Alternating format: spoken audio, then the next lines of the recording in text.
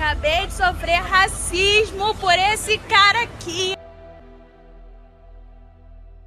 Tiros de fuzil teriam sido disparados por um homem branco. Acabei de passar por um preconceito na sala de aula. Imundo, não encosta na minha cachorra. Sujo, imundo.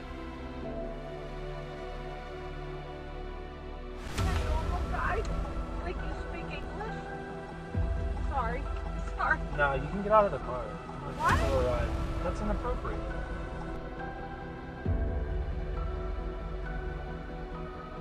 Na última sexta-feira, dia 14 do 10, quando eu cheguei atrás do palco, eu começo a escutar muitas vaias e xingamentos. Na verdade, o que eu presenciei foi muito ódio gratuito e muita grosseria racista.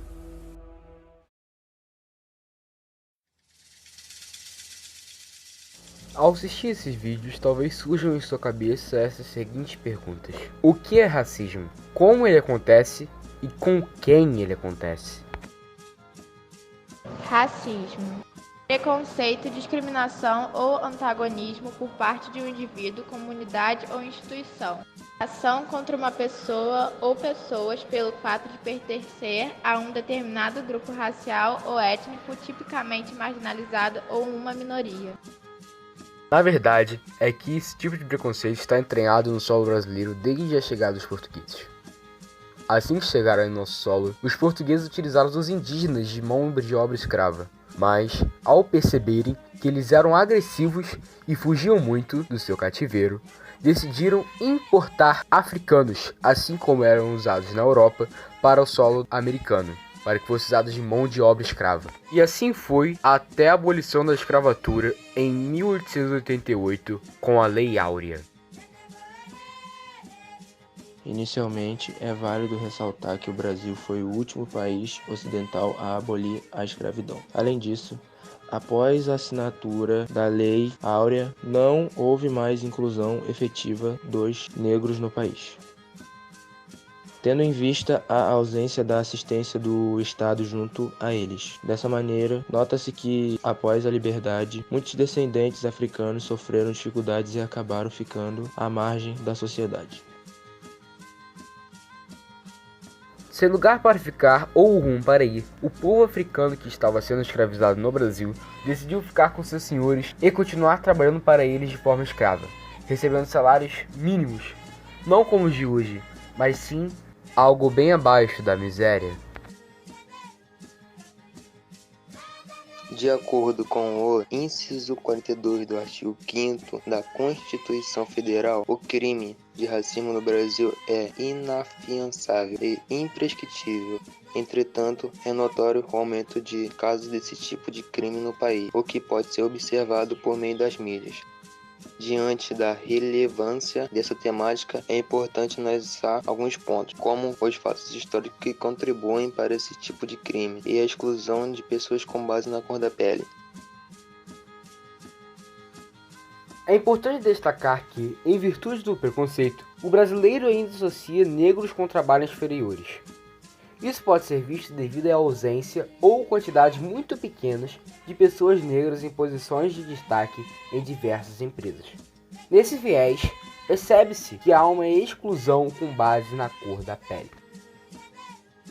Durante a escravidão e todo o processo de marginalização da cultura negra no país, apesar de todos os males, os negros deixaram uma boa cultura pra gente, com várias religiões, danças, costumes, comidas típicas e etc. Uma das coisas inventadas pelos escravizados naquela época foi o candomblé. Uma mistura de religiões africanas, junto com o catolicismo brasileiro, se tornou uma das religiões mais influentes e seguidas no solo brasileiro.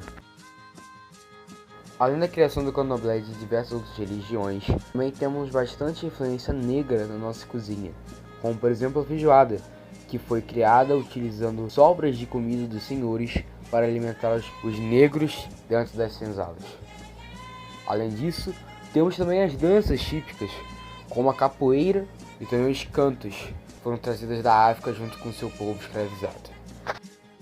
Bom, depois de tanto falar, resolvemos mostrar um relato de uma médica chamada Tamires, que é de cortar o coração.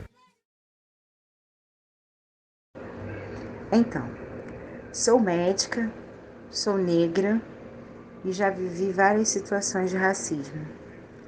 Mas uma situação que mais me chocou foi uma noite que eu estava de plantão na emergência e chegou uma senhora muito clarinha, de olhos claros, e sentia muita dor no peito.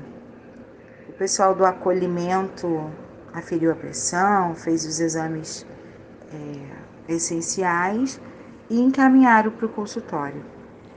Quando eu cheguei para fazer o atendimento, ela perguntou: quem é você? E eu me identifiquei.